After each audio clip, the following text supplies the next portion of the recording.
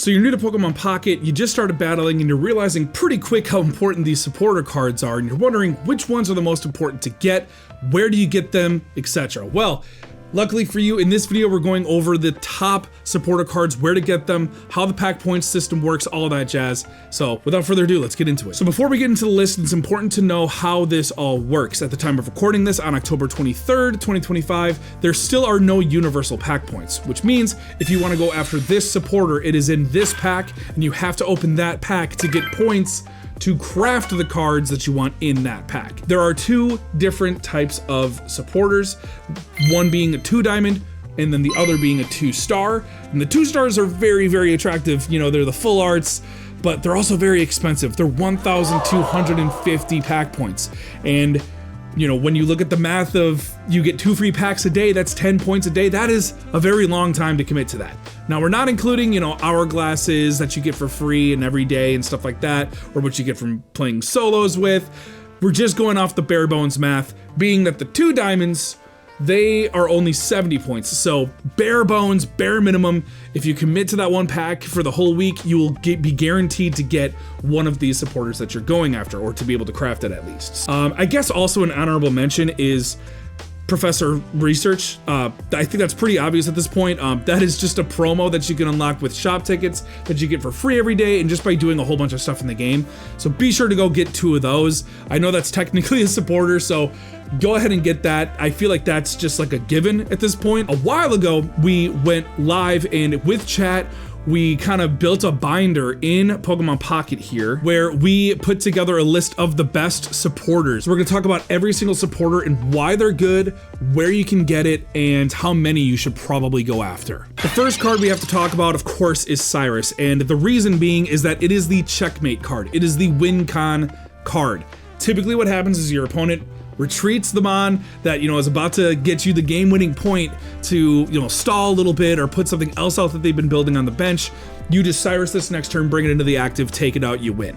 Most of the time when they see Cyrus even pop up on the screen, they just auto-concede anyways. You could also use this super early game, say, you know, there's a Charmander on the bench, you know that they're trying to build into Charizard, you can, if you can attack the bench, pull it in, take it out, you just kill the whole line, you're sitting real pretty the rest of the game, you know? So Cyrus is just an absolutely goated card. You can find this in Space-Time Smackdown, specifically the Palkia pack, and honestly, I would go for 2 of these cards, because any deck that you build that likes to attack the bench, it's really nice to have double Cyrus in here, because just being able to do it twice, sometimes they don't see it, the second one coming, you know, or to be aggressive one time and then to, you know, get the win con the second time or something. It's really good. It's really good. So the next card we have to talk about is, of course, Sabrina, who is the original GOAT supporter card. You can find this in the Genetic Apex set, specifically the Charizard pack. So this card, I mean, I guess Cyrus kind of replaced this card to a certain degree, but Sabrina kind of became something else once Cyrus entered the picture. You kind of use this as like more of a defensive play now. It does work the same as Cyrus, or actually works better than Cyrus, because you know that mon doesn't need damage on it, but that's if it's the only Pokemon on their bench. If they have 2 or 3 Pokemon on their bench, the opponent gets to choose what goes out. So that's kind of the only downside to this. It's kind of situational in that way. But say you're going first, you're not running babies or anything to kind of like speed up or anything. Sabrina is often used early game to push something back, to make them burn an energy, to like retreat the mon so they can go back into the mon that they originally led with, or this basically just gives you an extra turn. It kind of solves the going first problem to a certain degree, but it can also be great late game, because if they say you only need 1 more point, they got their big guy on the field, you just push them back into anything else that you can take out or something. So Sabrina's a very good card. At this point, I would recommend only needing to go for 1 of these. If you really enjoy using it, then I would say go for a second copy of it, but you know, for now, you really only need like 1. Next up, let's talk about Mars, a very, very competitive supporter card here that you can find in Space-Time Smackdown. Also, again, the Palkia pack, like Cyrus, so very good pack right there. Mars is just very competitive, because once it kind of makes you a better player. When you are not so focused on like your own strategy, but then you're also kind of really, learning what the opponent does, kind of being able to read what they do. Like when they place a basic down, it's like, okay, they must have that line in their hand, otherwise they wouldn't be placing stuff out like this for me to be able to target with things like Sabrina and Cyrus, right? So this is a very good card. It makes you a much better player. I would recommend you only need one of these. But Hand Disruption is always good. A very splashable card. This can go into almost any deck. It is just so good. Lily, which is such a good card. It got an immersive version. I forgot to mention that in the beginning of the video when I said there's only 2 types. Only Lily and Guzma have immersives. That's how good this card is. You can find this in Celestial Guardians, specifically the Solgaleo pack. This just has to go in any stage 2 deck. Healing 60 is crazy work, and it kind of makes up for the fact that, like, typically the stage 2s have so much more HP because it takes that extra turn or another attack from your opponent to get into it. So this healing 60 kind of removes that. It just buffs the stage 2 so much, and 60 is a pretty significant amount of damage. Lily, I would recommend only like 1 copy of it. I guess it kind of depends on what your favorite stage 2 is. Like if it's grass, I would really only recommend only having 1 Lily. It's worth going after 2 of them, but I don't know, there's like, we just continue to get more and more good supporters every single pack. So for the moment, I would just say 1. If you enjoy a lot of stage 2 Pokemon, I would then recommend going for a second copy. So the other supporter that got an immersive was Guzma. That's why he's right behind this on the list. You can find this in Celestial Guardians, but specifically the Lunala pack. Listen, this is just such a splashable card. Say you put an entire deck together and you got like 2-3 cards left, you're like, I don't know what to put a Guzma in. Put a Guzma in, because just removing any tool cards helps so much, because like the 20 damage from like a Rocky Helm, or breaking that 20 HP threshold from a cape, avoiding poison when you've got your ace out there. Guzma is just so good in so many different situations. Tools can be very annoying, and sometimes you can take out 2 tools. It's not just for the active, it's all of your opponent's Pokemon that have tools,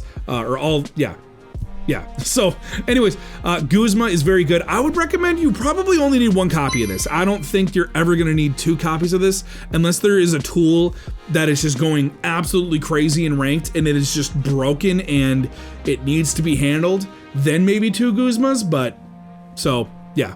So Pokemon Center Lady being this high up on the list might surprise a lot of seasoned ranked players, but this is just such a versatile card. Healing 30 is pretty significant, but the biggest key is that it recovers from all special conditions, because it's, again, such a splashable card like Guzma or Mars. It's like, when you're playing ranked, you never really know what you're going up against. So to just have this that kind of does 2 effects, right? You heal and recover. That's just, ooh, it's just so good. It's such a versatile, just kind of in your back pocket card. Again, one of those cards where you got like 2 or 3 cards left, maybe 4 in your deck left. This should get a slot, at least if you're playing ranked. Kind of depends on like what the meta is at the time a little bit, but again, never, Pokemon Center Lady was never hurt like by adding. It never like, lowered a deck's potential or something, you know what I mean? So PCL is very good, very good. I would really only suggest running 1 of these. And you can find her in Shining Revelry. Irida is a crazy supporter. It really helps out water, because very early on in this game, a card called Misty kind of broke water type for maybe the entirety of this game. So typically water Pokemon have a lot more energy that they need to be able to swing. So Irida kind of helps with that by healing 40 to each of your Pokemon that has a water energy attached. This can be any type of Pokemon, any stage, anything. It can heal multiple Pokemon at once, as long as they have a water energy attached. That's crazy. And like I said, 40 is pretty dang good. So it just really kind of helps soften the blow there. You can find Irida in Triumphant Light, and this is it's kind of the same situation as Lily, where you really could only run 1 of these, but you might want to run 2 just because of how fun it is. And if you are just doing a mono water deck, I would suggest maybe running 2 of these. So now Erica being this high up might surprise a lot, because it's another type specific card here, but 50 from any grass type. Like again, Lily's 60, but only for stage 2s. So like I said, I would recommend only running 1 Lily if you're running like a grass deck. That's because I would run 2 Ericas instead, because this can heal a basic, a stage 1, where Lily is only the stage 2. So this is just such an essential in any grass deck. Like you have to have at least 1 Erica in your grass deck. It's like, what are you doing if you don't have one, you know? And it's just, it's that good. It's that good. You can find this in Genetic Apex, specifically in the Charizard pack. And yeah, I would recommend getting 2 of these. That is if you like running grass. But I would recommend trying to get 2 of these. Red is a sneaky good card. Most of the time they never see it coming. It does kind of depend on what the meta is currently, but especially if you're playing solos, this is just a coded card because you're almost always going up against an EX. You can find this in Shining Revelry, and I would really only recommend having 1 of these. You're never really needing 2 unless it is just like ranked season is Dark Tina all over again, then maybe run 2, but I mean, that's if you really like being aggressive and you really like using this card and how it feels, but really, I think you only need 1 of these. Leaf is so good. No one really ever sees it coming. Basically what it does is it just removes 2 off your retreat cost. So if your mon has a 2 retreat cost, it retreats for free. If you have a 3, then you still have to burn 1 energy to then retreat. So it's kind of good. It's kind of not, because it's like you don't, it's, you know what I mean? It doesn't apply to everything really, but it's just kind of this nice little like buffer, because you don't want to lose all that momentum that you have with, you know, like your ace or something like that if you got like 4 energy on it or something. So it's pretty good. The only reason that I'm putting it above the next card is just because it applies to everything pretty much. There's no like condition that needs to be had, probably giving away what the next card is, but you can find this in Mythical Island, and I would recommend having 2 of these. I don't think you'll need 2 in every deck, of course, but for the decks that call for retreating a lot, I would then recommend having 2 of these. So naturally next up is Lyra, and I know what you're thinking, how is this behind Leaf? Because you don't have to burn any energies, and it doesn't even count as a retreat. But to that I say, the condition that it has to have damage on it. A lot of players, like if you put a Snorlax out there, it's got a retreat cost of 4, players will just sit back and build up and wait for you to do something about it. Like they can just cancel you out if you've got, you know, so that's kind of where this lacks a little bit, but it is very good in those decks that have mons that have retreat costs of 3 or greater. This card really shines in decks like Ninetales or Dragonite EX that, you know, needs you to kind of retreat to kind of get rid of the you can't attack next turn and to do some tomfoolery and stuff. So this is a very fun card. Again, I would say you only need 1 of these. Kind of fun to have 1 Lyra, 1 Leaf, but in decks like the Dragonite or Ninetales, like, honestly, you're gonna want kind of 2 copies of this anyways, just to be able to make sure that you're doing that gimmick as often as possible, so. You can find her in Wisdom of Sea and Sky, apparently either pack, but if you're trying to maybe get lucky with a 2-star, then apparently it's only in the Lugia pack, so. Dawn is such a fun card. Another one of those that they just never really see coming.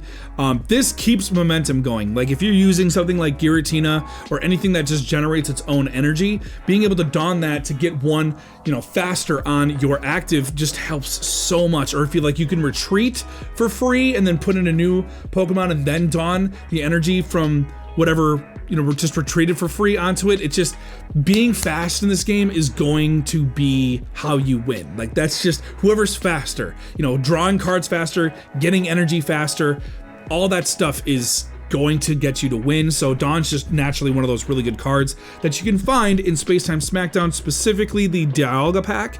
And I would recommend you really only need 1 of these at this point. If you enjoy this kind of strategy, I would go for 2, but you really only need 1. Elima should probably be kind of right behind the Leaf Lyra situation, but Elima only works for 1 type. That's why it's kind of further down the list. But the cool part about it is that it just poof removes all the damage on that Pokemon. Like, so, you know, I guess it's like an emergency, you know, button that you just eject your Pokemon out, that you put all your energy and work and turns into, or what a lot of people like to use it as is kind of similar, where like, again, the Snorlax situation, you have that as the wall and you just Alima it back, because this is a little bit better than the Lyra in that case, because it, well, actually no, it still needs damage on it, so it's, again, that much worse than the Lyra is. Excuse me, I haven't used Alima in a while, but it's a fun card. You probably only need one of them because, yeah, if you're planning on using 2 Alima in a match, it's like, I don't know, that's just a lot of like very specific scenarios that I don't think you need 2 copies of. So just one of these is fun, and you can find it in Celestial Guardians, specifically the Lunala pack. So now Will here is one of my favorite cards of all time, and it might be for a lot of you as well who like the coin flip decks. They're very fun. This guarantees you the coin flip, not on your opponent's turn. So like a Cursula, that's not gonna work, but anything that happens on your turn will work for. You can find this in Wisdom of Sea and Sky, specifically the Lugia pack. And dude, the only reason he's kind of down this low is because it is just coin flip cards. So it's kind of specific, but also like, you kind of need the will a lot of the times, but again, to be able to, it's more of a fun card, right? So I would also say that you need 2 of these, because if you're running any deck that's running coin flips, you're always going to want to be making sure that you're hitting those heads. So yeah, you're going to need 2 of these. Yeah, Iono was one of my favorite cards of all time. It went in like almost every single deck. Basically what this is a mulligan, not just for you, but for your opponent as well. So you can kind of use it in 2 different ways. You can use it as a mulligan for yourself, like if you don't like your hand anymore, or you can use it as hand disruption. Say you have everything that you need out in the field already. You can use this just to kind of like refresh your hand a little bit, but like mostly disturb what they got going on in their hand. So it's a very interesting card. You really only need 1 of these, and you can find that in Shining Revelry. So it's a fun card to use, but it's very down, like we're kind of getting down the list where now it's getting kind of specific, you know? So Giovanni, you can think of as more of a basic red. This applies to any Pokemon, not just an EX, so it'll deal an extra 10 with anything. But is that worth it really? It kind of depends on what the meta is and what the counter decks are, and just kind of like how math all works. So unless you're trying to get really competitive, then maybe get one of these copies of Giovanni. You really only need 1 of them, and you can find it in Genetic Apex, specifically the Mewtwo pack. Now, Morty here is pretty dang cool. I like him a lot, but again, it's very specific to Psychic. I would splash 1 of these in any Psychic deck. It gives you that much more control over what's going on with your opponent. Now, they could use Pokeball, you know, to like reshuffle their deck or something like that, or like Eevee to like, or a lot of those like Find a Friend cards that can like shuffle their deck that kind of like mess this up, but it's also pretty situational, pretty rare to happen. So I really like this card, but again, it's very down the list. It's kind of more of an advanced thing to do if you've been playing the game for a while, so that's why I kind of put it towards the end here. But you can find this in Secluded Springs, which is the Suicune pack. Hiker, who I'm going for, is Halloween in a couple days here. I won't have the picture by the time I upload this though, but this is basically the same thing as Morty, but it's for fighting types, but for your deck. So like you're seeing the first couple cards in your deck and stuff and putting them back in any order that you want. Really, you only need 1 of these. It's very fun to splash this into any fighting deck, and you can find it in Wisdom of Sea and Sky, specifically the Ho-Oh pack. Now, normally, Lusamine would be much higher up on the rankings when it comes to a supporter card, but for the sake of like this list and how that works, it's only relevant for 2 meta decks currently at the time of recording, which is either Buzzwole or Guzzlord. And if you're going for those decks, you're only opening 1 pack, which is the Extra Dimensional Crisis pack, and chances are, throughout trying to build that deck, you're going to come across a Lusamine or 2. So I would recommend running 2 of those for either of those Ultra Beast decks. But yeah, very fun. Yes, of course, there's other Ultra Beasts and stuff. I would still probably recommend, as a side note, Extra Dimensional Crisis is probably the best starter pack if you're trying to get competitive. Because again, you'll get one of those two decks being Buzzwole or Guzzlord, which are very, very good. And you can use that in like doubles and stuff. Lusamine is just a great card. And you can build a lot of other decks, like Zeraora is very good. Even Blacephalon can be really fun. Yeah, it's very good to get like multiple decks kind of up and running if you're new. But yeah, that's why this is so low, because chances are you're probably pulling this or 2 copies of this while you're trying to get the Ultra Beast deck together. So now we're kind of getting to the bottom of the barrel here. Blue is kind of the opposite of Giovanni. Like, you protect yourself for 10 damage on the next turn for attacks. You can find this in the Mythical Island pack, which is the Mew pack. I don't think this is very worth going after, really, especially when you're opening this pack mostly for Leaf anyways, unless you really like using Pokemon like Probopass, Skarmory. It can kind of work with like that Jasmine, Adaman vibe, where you're just like, you know, protecting yourself for like from damage. If you like doing that, then this is like the last card that I would go after for that kind of a strat. But otherwise, there's really not much of a reason to use this. Fisher, I love Fisher, okay, because I love the decks that this kind of works with, which would be like the newer Gyarados or Wishy-Washy, but those are the only cards that this works for. You can find this in Wisdom of Sea and Sky, specifically in the Lugia pack. I really enjoy this card because I really enjoy those decks. But yeah, I mean, it's only useful in those decks, so that's why he's so low. Now, Team Rocket Grunt on paper is a very good card, but if you've used it enough times, you know that at least half the time, if not over half the time, you're flipping tails and you just wasted your 1 supporter play per turn. You're taking one of the 20 cards out of your deck, arguably one of the 16 cards out of your deck, because you're using, you know, 2 Professor Researches, 2 Pokeballs. You know, realistically, when you're done building the deck, the theme here has been like, if you got like an extra 2 to 3, 4 cards left, slot this in. You're just kind of wasting one of those. Unless the theme of the deck is to burn energies, like with Guzzlord EX or Beedrill EX, then this feels a little bit more on theme because you keep punishing them and you can't let them get energies. So it's worth it in those kind of decks. Maybe. I would really only get one of these, and you can find this in Shining Revelry. Yeah, and you also just kind of feel bad doing it. And if you're not, then you should probably just join Team Rocket. So in the bottom 3, I put Misty, and maybe that's just because I'm so mad at this card from back in the day. Again, on paper, this seems really good. Team Rocket Grunt was created to counter Misty, basically. So, again, it kind of feels like you're just wasting. There's really no point to not run this in a water deck at this, you know, current state. You can find this in Genetic Apex, in the Pikachu pack specifically. I would probably go for 2 of these, but it's, people are gonna hate you. You know, if you really want to make people mad, run 2 Misties. So the reason that Silver's down this far is because, again, I was working on this with the chat, and the majority of players would rather run Mars than Silver. I personally would rather run Silver than Mars, just because I like the double effect that's happening. I see their hand, and if they have a supporter, I can discard that or choose which supporter I want to discard. So I really like that. I like having the double intel there. Where Mars, you don't really get that, and if you use it where they only have 1 point left, you know, they only get the 1 card, so kind of make up your mind on which like direction you want to go. You can find this in Wisdom of Sea and Sky, specifically the Ho-Oh pack, and I would only run 1 of these. If anything, yeah, run 1 Silver, 1 Mars, you're sitting pretty good for hand disruption. We didn't go over things like Lieutenant Surge, Brock, Blaine, Koga, those kind of cards that, you know, only target like specific Pokemon. Like, we put Lusamine on because it, you know, tackles 2 different types of decks at least.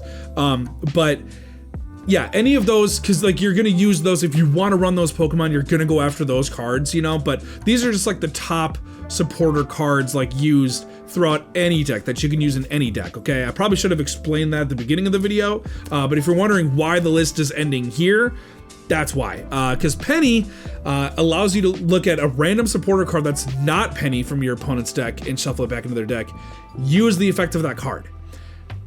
This is very fun on paper, but you just, it's like you could pull Cyrus and not have that effect work, or it not be in your favor. Or could be like Hiker, and it doesn't affect you at all because you're not running fighting, you know? And it's like, so this is intended to be like a third or fourth copy of Professor's Research, but you have to be so lucky to get that. There's like a 2 in 7 shot that you get that, roughly, I would say.